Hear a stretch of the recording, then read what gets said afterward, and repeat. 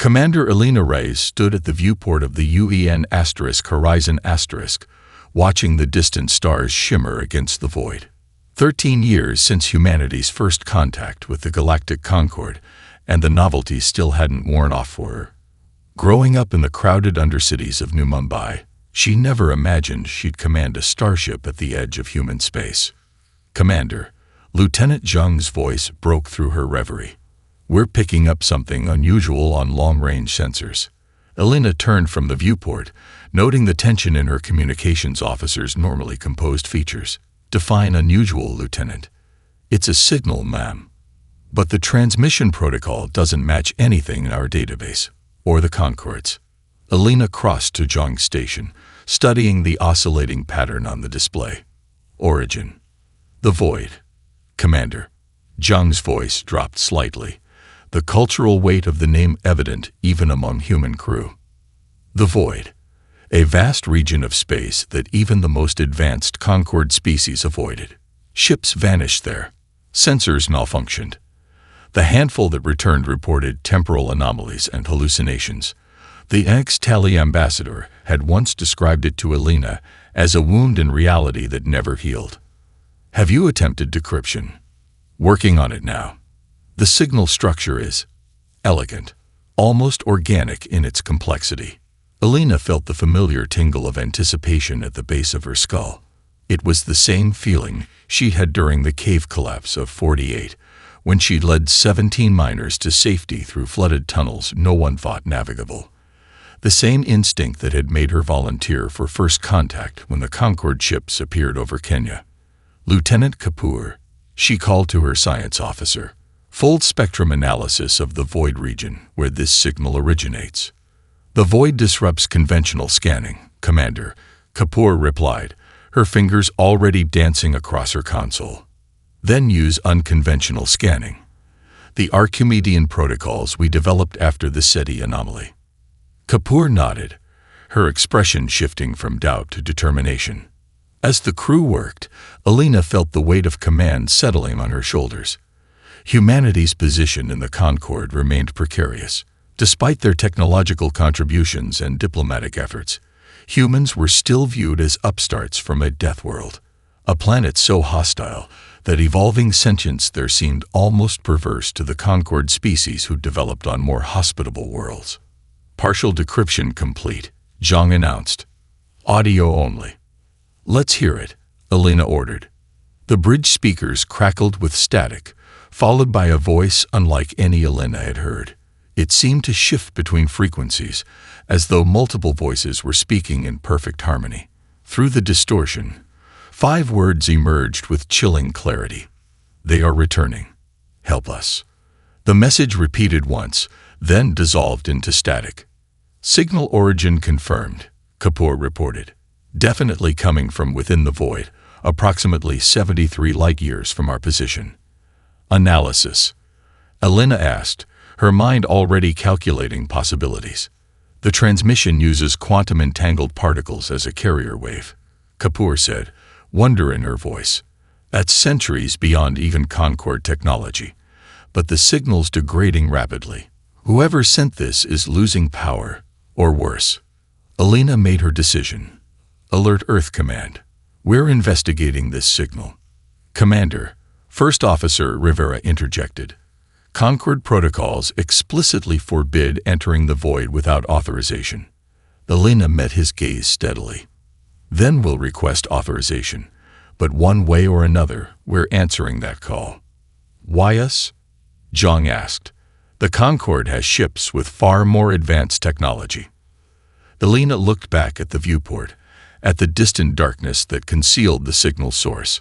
"Because whoever sent that message has been calling for a very long time. And sometimes, Lieutenant, survival isn't about having the most advanced technology." She flexed her hand, feeling the scars from her mining days. "Sometimes it's about being tough enough to endure what others can't." The horizon hummed with nervous energy as the retrofitted ship approached the boundary of the void. Earth Command had authorized the mission with reluctance, outfitting the vessel with experimental shielding that Dr. Chen had helped design based on his controversial theories about phase-shifted matter. Shield harmonics stable, Lieutenant Zhang reported, though her voice carried an edge Elena hadn't heard before. For now, at least. Dr. Marcus Chen hovered near the science station, his wiry frame practically vibrating with excitement. The xenorchaeologist had boarded at the last minute, bringing with him research that had gotten him laughed out of 3 universities and nearly expelled from the Concord Scientific Exchange. The ancients called it the abyss that remembers, he said to no one in particular. Every major civilization has some reference to this region, always with warnings to stay away. Yet here we are, muttered Kavala from her position near the back of the bridge. The archivist's silver skin caught the light as she meticulously documented everything with her neural implants. Earth Command hadn't wanted a Concord observer, but the alternative was no mission at all. Elena settled into the captain's chair. Lieutenant Kapoor, begin continuous scanning. Rivera, take us in, 1/4 impulse. The view screen showed nothing unusual as they crossed the boundary, just stars and distant nebulae. For a moment, Elena wondered if the void was simply a space myth, a cosmic boogeyman. Then reality fractured. The stars stretched like taffy, colors inverting and swirling in impossible patterns. A high-pitched whine filled the bridge, making several crew members clap hands over their ears. Shield harmonics destabilizing. Zhang shouted over the noise. We're experiencing some kind of phase variance. Elena gripped her chair as the ship shuddered violently. Compensate. Dr. Chen, any insights? The scientist was frantically adjusting controls at an auxiliary station. It's not attacking us. It's reading us. The boundary isn't just a physical threshold. It's scanning everything down to our quantum signatures. As suddenly as it began, the phenomenon ended. The stars returned to normal, though subtly different. Constellations Elena didn't recognize. Status report, she demanded, noting how several crew members seemed disoriented. All systems functional, Rivera replied, though his voice sounded distant. But, Commander, are you seeing this? The view screen showed a vast field of debris, fragments of ships stretching as far as their sensors could detect. Some were clearly ancient, their hulls covered in unknown glyphs. Others appeared more recent, including what looked disturbingly like Concord design elements. Kavala approached the screen, her normally impassive features showing genuine shock. Impossible. That's a Talesian cruiser. They'd been extinct for 12,000 years. Dr. Chen's eyes widened. A graveyard of ships drawn here across millennia. Just like my theories predicted. He turned to Elena. Commander, we need to collect samples. The scientific value alone. Priority is the signal, Elena interrupted. We can study the debris field after we've investigated the distress call. She turned to Kapoor. Can you get a fix on the signal source now that we're inside the void? Before Kapoor could answer, Officer Dalton at the security station suddenly stood up, his eyes unfocused. Mom, he whispered. Mom, is that you?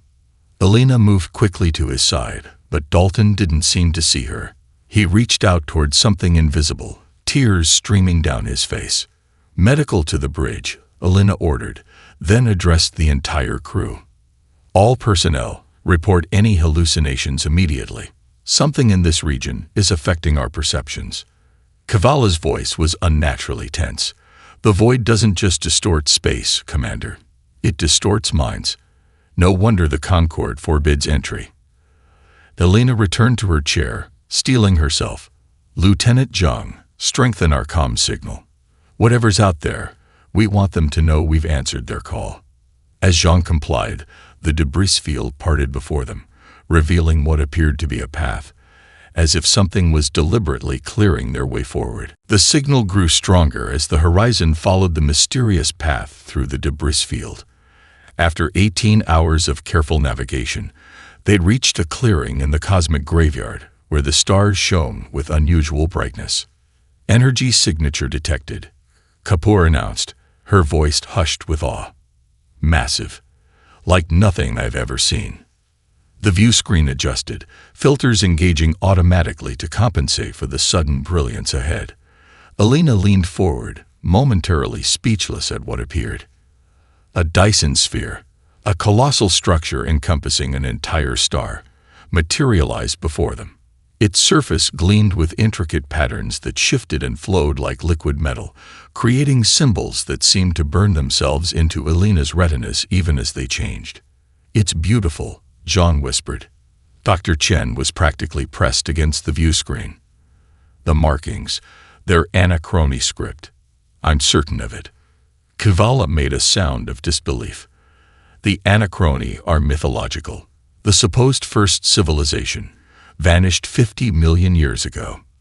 Myths often contain historical truths," Chen countered, fingers flying across his tablet. "And these patterns mesh fragments I've documented from a dozen worlds." Elena studied the massive structure. "The signal is coming from inside. Scan for an entrance." As if in response to her words, a section of the sphere's surface rippled and parted, revealing a passage large enough for the Horizon to enter. "It's inviting us in," Rivera observed, tension evident in his voice. Elena considered their options. The prudent choice would be to send probes first, but something told her they didn't have time for caution. "Take us in, 1/8 impulse. All hands to alert status." The Horizon entered the passage, which sealed behind them with disconcerting fluidity. Inside, they discovered an internal world, a hollow sphere with a dying star at its center. The inner surface was a landscape of crystalline cities and vast gardens, though many areas appeared damaged or decayed. "Life signs," Kapoor reported with surprise. "Thousands of them, concentrated in that structure." She indicated what appeared to be a central hub where countless crystalline spires converged. They docked at an extending platform that seemed to generate itself specifically for their ship. Elena selected a small away team. Herself, Dr. Chen, Lieutenant Zhang for communications, and Kavala, whose presence was non-negotiable according to Concord protocols. Stepping onto the platform, Elena immediately noticed the difference in gravity. Lighter than Earth, but heavier than standard Concord environments. The air carried a faint scent of ozone and something else, ancient, like dust in unopened tombs. They followed a path that illuminated before them, leading to a vast chamber where translucent pods lined the walls. Most contained only ash, but some held beings unlike any Elena had encountered, crystalline humanoids with complex geometric patterns where organs should be. As they watched, one pod hissed open. A tall figure emerged, its body composed of interconnected crystal structures that shifted and realigned as it moved. Light pulsed through its form in complex patterns. "Visitors," it said, its voice resonating directly in their minds rather than through the air. "After so long, someone has finally answered." Dr. Chen stepped forward, trembling visibly. "Your Anachrony. We are the last," the being confirmed. "I am Sentinel Zix, keeper of the final refuge." Its attention focused on Elena. "You are not of the Concord species we knew. You are different." "Human," Elena supplied. "From Earth." "Humans," Zix repeated, the word echoing strangely. "You evolved on a high-gravity world with extreme environmental variations. A death world." Kavala interjected. "How could you possibly know that?" "Because," Zix replied, as more pods began to open around them. "That is precisely what we hoped for when we sent our call across time. We need Deathworlders, harvesters," Sentinel Zix explained as the crystalline being led them deeper into the structure. Holographic displays materialized around them, showing machine entities of liquid metal and pulsing energy. They emerge every few million years to consume advanced organic civilizations. Elena studied the images, noting the cold efficiency in their design. "Consume how?" "They extract consciousness," Zix replied, light patterns shifting through its crystalline form in what Elena interpreted as distress. Billions of minds digitized and enslaved as processing nodes in their systems. The harvesters believe technological evolution is the only valid path. Organic life is merely raw material. The chamber they entered contained a spherical device that projected a three-dimensional map of the galaxy. Vast regions glowed blue, then faded to red over time. The expansion and fall of the Anachrony civilization. We were the first, Zix continued. We spread across half the galaxy before the Harvesters found us. We fought for centuries, but they adapted to every strategy, countered every weapon. They are perfect learning machines. Dr. Chen approached the map with reverence. You created the void as a hiding place. A pocket of altered space-time, Zix confirmed. But it's failing. Our power sources are depleted, and the cloak is thinning. The Harvesters will soon detect us, and the current galactic civilizations. A resonant alarm suddenly echoed through the chamber. Sentinel Zix froze, light patterns accelerating within its crystalline body. They found us, another Anachrony announced, entering the chamber. A scout ship has penetrated the outer barrier. Alina tapped her communicator. Raise to Horizon *. Status report. Rivera's voice came through, tense but controlled. Unknown vessel approaching. Commander. Configuration matches nothing in our database. Battle stations, Alina ordered. We're returning immediately. You cannot defeat them with conventional weapons, Zix warned. We'll see about that, Alina replied. Humans are quite resourceful. The away team hurried back to the Horizon *, arriving as the ship's sensors detected the intruder, a sleek, obsidian craft that seemed to absorb light rather than reflect it. Harvester Scout, Zix confirmed, having insisted on accompanying them. Analyzing your defenses. Then let's give it something to think about, Alina said. Lieutenant Zhang, tactical options. Zhang studied her console, fingers dancing across the controls. Standard attack patterns would be predictable. Permission to try something unorthodox. Granted. Zhang implemented an assault sequence based on Earth chaos theory, with randomized firing intervals and constantly shifting shield frequencies. The Harvester initially countered each move with mechanical precision, but as the pattern grew more erratic, its responses lagged. It's working, Rivera observed. They can't predict our next move. The battle intensified as the Harvester adapted, but each adaptation fell slightly behind Zhang's increasingly chaotic approach. Alina noticed something as they maneuvered, a momentary fluctuation in the enemy's shields when they fired in a particular sequence. There, she pointed. That energy node. Hit it with everything we've got, right after a random sequence. Zhang executed the command perfectly. The Harvester ship shuddered as the Horizon's * weapons found their mark, then imploded in a flash of dark energy.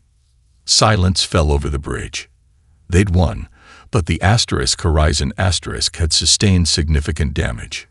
Impossible, Zix whispered, crystal structure pulsing with what Alina now recognized as amazement.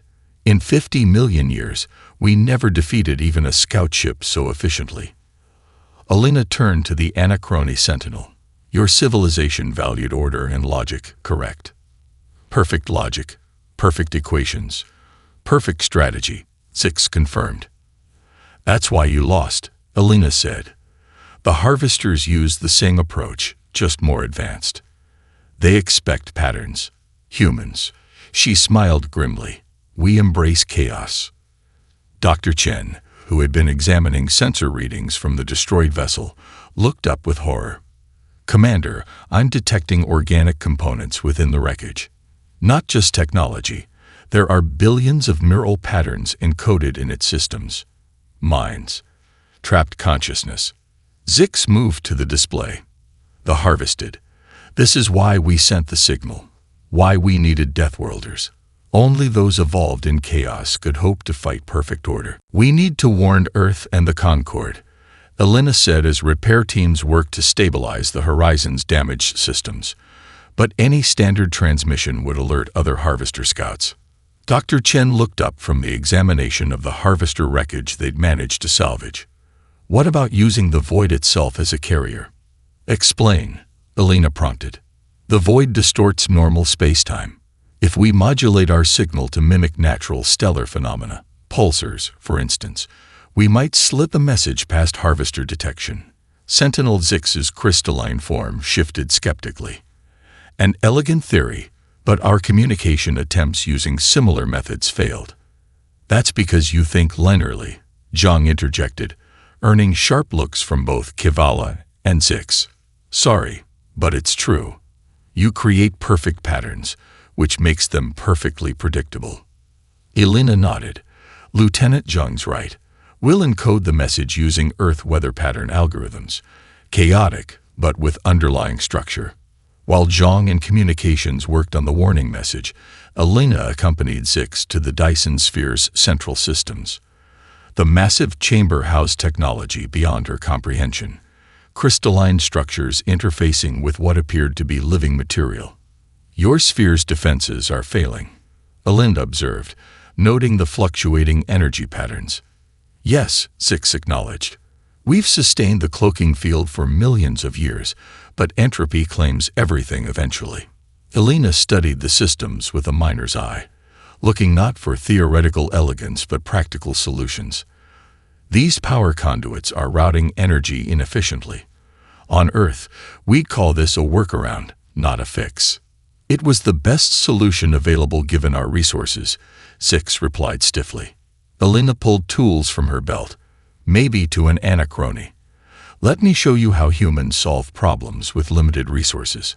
Over the next hours, Elena's team implemented modifications to the sphere's systems using principles developed for Earth's harsh environments. Where the anachrony sought perfect mathematical solutions, the humans employed redundancy, cross-patching, and improvisation. To Zix's visible astonishment, the cloaking field stabilized. Inefficient, the Sentinel observed, yet effective. The story of humanity in 4 words, Elena replied with a tired smile. Their work was interrupted by Kivala's arrival. The archivist's silver skin was dulled with stress. I've contacted the Concord, she announced, against your orders. Elena straightened. How? Kivala revealed a small device embedded in her ceremonial robes. Quantum entangled transmitter. All archivists carry them for emergencies. That was dangerous, Elena said, anger mixing with grudging respect. Necessary, Kivala countered. The Concord is sending representatives. They arrive in 6 hours. The meeting that followed was tense. The Concord delegation, consisting of representatives from 3 elder species, regarded the humans with suspicion and the anachrony with something approaching religious awe. You have violated Concord law by entering the void, Ambassador Exiris of the Thranel stated, his mantis-like limbs clicking with agitation. And now you claim an ancient enemy threatens us all.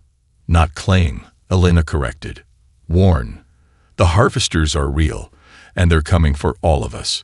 If such a threat existed, Ambassador Peloras of the Verdani said, her floral appendages waving dismissively, our civilizations would have detected it. Your civilizations evolved on garden worlds, Zhang said bluntly. You've never had to look for predators in the dark. The debate grew heated until Elena slammed her hand on the table. Enough. While we argue, the harvesters are awakening. We defeated 1 scout ship through unpredictability, but they're already adapting.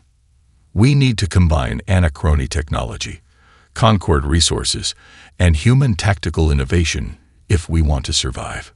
Sentinel Zix tilted its crystalline head. The human commander speaks truth. We anachrony were much like you, Concord species, evolved in ideal conditions, believing in perfect order. It was our downfall. Ambassador Exiris hesitated. What do you propose? Elena met his compound eyes steadily. An alliance, and training in how to fight dirty. 3 weeks of feverish preparation transformed the void from a hidden sanctuary to a fortified battleground. Concord vessels arrived daily, bearing technology and warriors from 24 species. The anachrony shared ancient weapon systems, dormant for millions of years. And humans, still newcomers to galactic society, found themselves teaching combat tactics to civilizations thousands of years their senior. Unpredictability is your ally, Elena instructed a group of Concord commanders in the Horizon's converted cargo bay. The harvesters calculate probabilities. If you follow standard doctrine, they'll anticipate every move. Our fleet formations have been optimized over millennia, protested Commander Laxvorin of the Thrano. You suggest we abandon proven strategies for chaos. I suggest you survive, Elena replied evenly. Those proven strategies were never tested against the harvesters. Lieutenant Zhang demonstrated tactical simulations based on Earth's natural systems, murmurations of starlings, predator-prey cycles, weather patterns. The Concord commanders watched with mixtures of fascination and discomfort as their perfectly ordered formations dissolved into seemingly random arrangements that nonetheless maintained defensive integrity. On the Dyson sphere, Dr. Chen worked with Anachrony scientists to study the harvester wreckage. He'd discovered something remarkable about the captured consciousnesses within.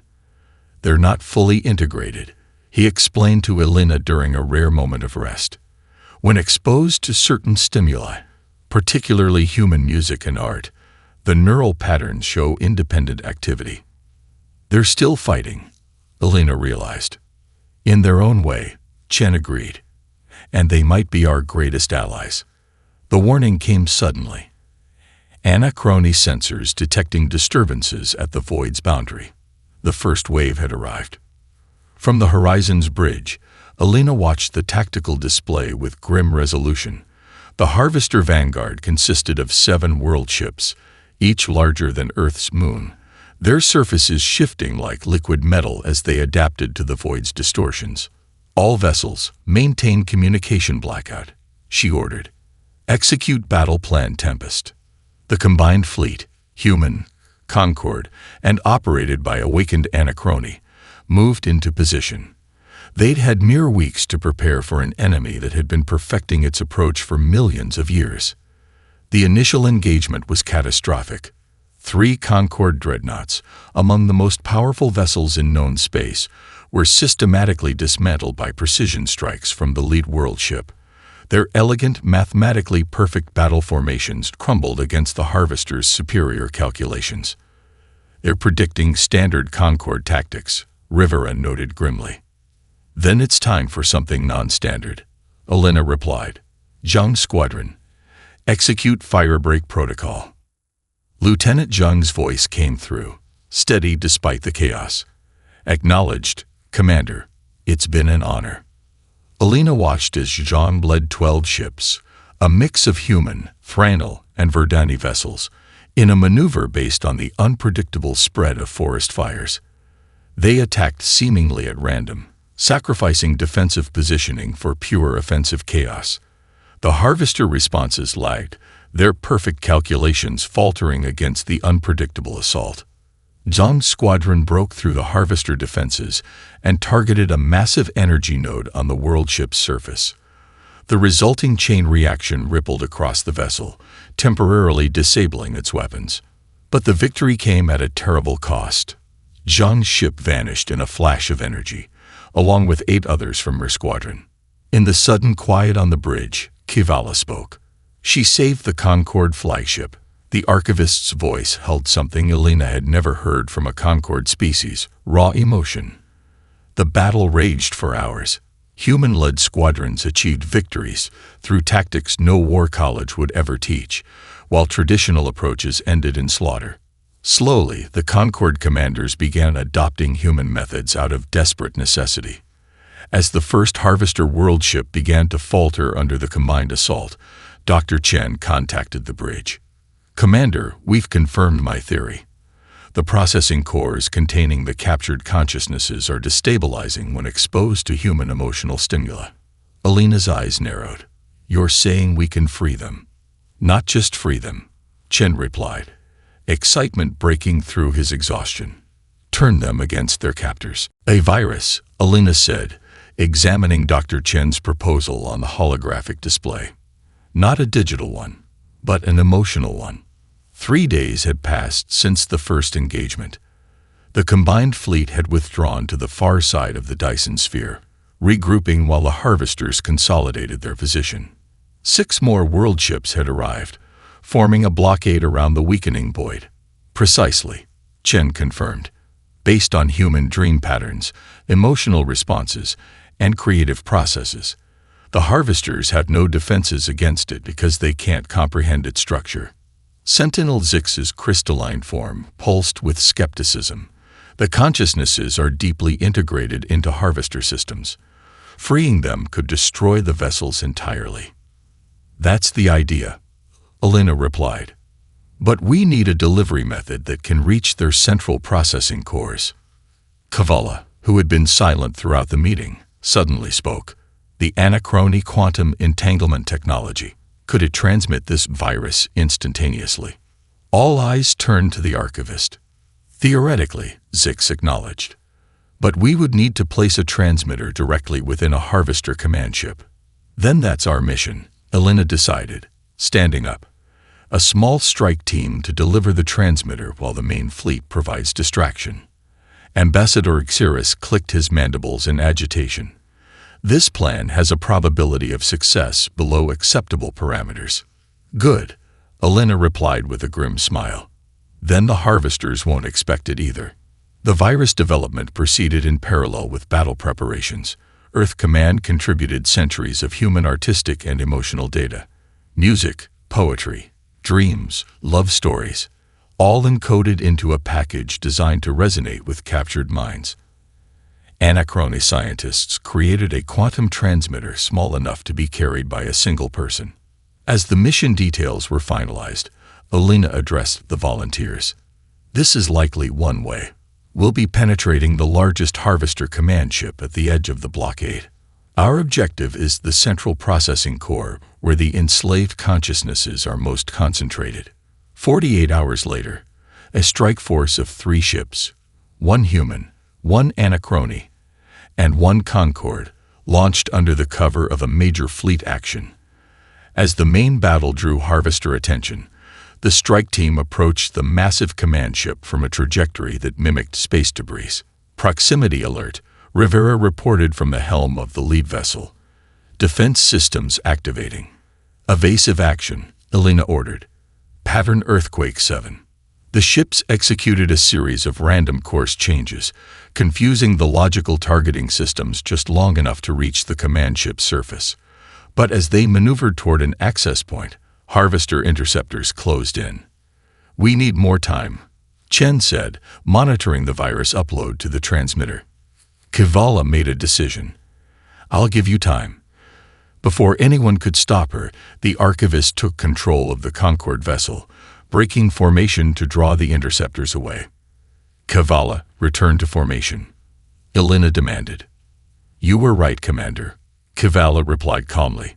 Sometimes survival requires fighting dirty. The archivist's ship vanished in a flash as interceptors overwhelmed it, but the diversion worked. Elena's team landed and breached the Harvester vessel's outer hull. Inside, they encountered hell. Extraction chambers lined the corridors, organic beings from unknown civilizations being systematically processed, their consciousness separated from flesh.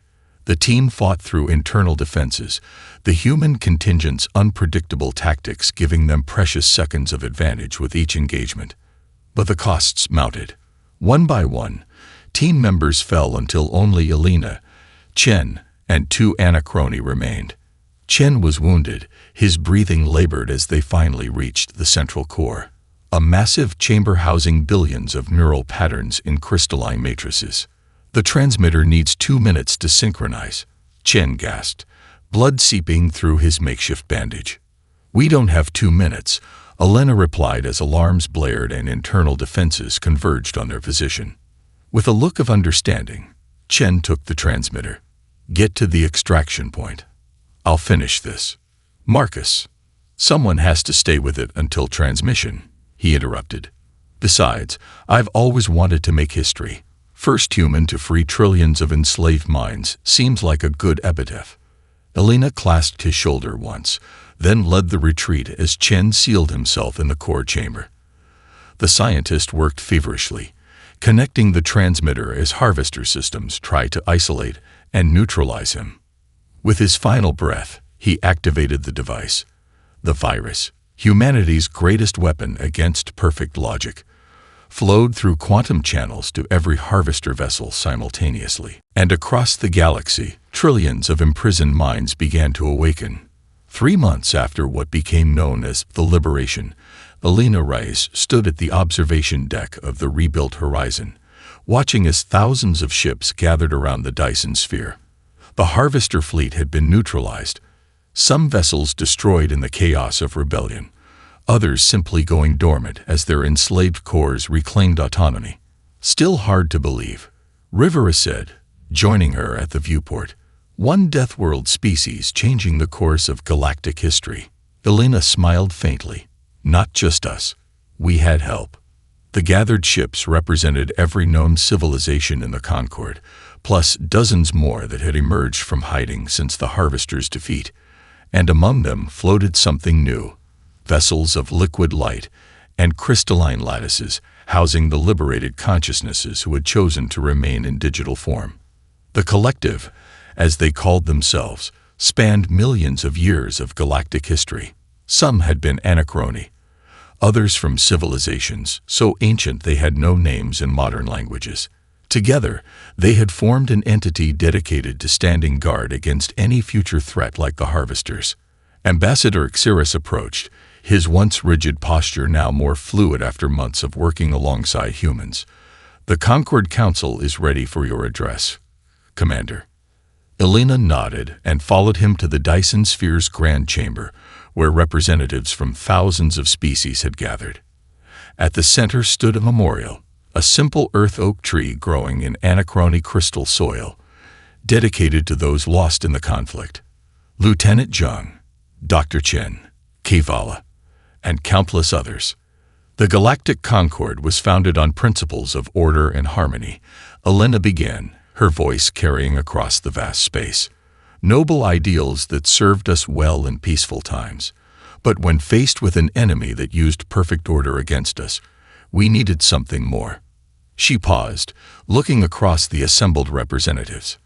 We needed the chaos of a thunderstorm, the unpredictability of evolution, the adaptability that comes from surviving on a world that tries to kill you daily. We needed Deathworlders. Murmurs of agreement rippled through the chamber. The reformed Concord must embrace both paths, the wisdom of order and the strength of chaos. Together, we forged a victory that neither could have achieved alone. A voice spoke from everywhere and nowhere, the collective, addressing the gathering through the chamber systems. We who were enslaved for eons bear witness to this truth.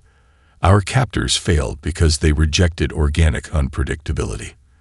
They sought to eliminate chaos rather than understanding its value. Sentinel Zix stepped forward, the anachrony's crystalline form now incorporating elements of human design. Asymmetrical, adaptive. The anachrony will emerge from hiding to join this new Concord.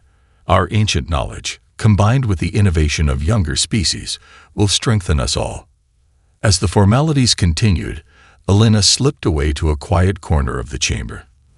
The last months had been exhausting, coordinating relief efforts, establishing new defense protocols, mediating disputes between species with ancient grievances. Contemplating your next adventure, Commander? A familiar voice asked. Elena turned to find a holographic projection of Kevala, or rather, Kevala's consciousness, now part of the collective. The archivist's sacrifice had not been final after all. Her mind had been captured, and later freed in the Liberation. There's plenty of work here, Elena replied. The Harvesters weren't the only threat out there. Indeed not, Kevala agreed. But now the galaxy faces them with new perspective. Your human unpredictability has infected us all, in the best possible way. A communication alert chimed softly. Earth Command, requesting Elena's input on a new class of vessels designed with both human and anachrony principles. Before she could respond, another alert sounded. Priority transmission, announced the Horizon's Eye. Origin, extragalactic. Elena exchanged a look with Kevala. Put it through. The message was simple, encoded in a blend of mathematics and music that seemed uniquely crafted to be understood by both logical and chaotic minds. We have observed the harvester's defeat. Others like us have hidden beyond the rim for millions of years. We wish to return home. As the implications sank in, Alina felt a familiar tingle at the base of her skull, that instinct for trouble and opportunity that had guided her from Earth's dangerous mines to the stars. She smiled. Looks like the Deathworlders have more work to do. In the vast chamber behind her, thousands of species, once separated by philosophy, biology, and history, stood united by the lesson humanity had taught them, that strength could be found in unlikely places, and that sometimes evolution on a harsh world created exactly the survivors the galaxy needed.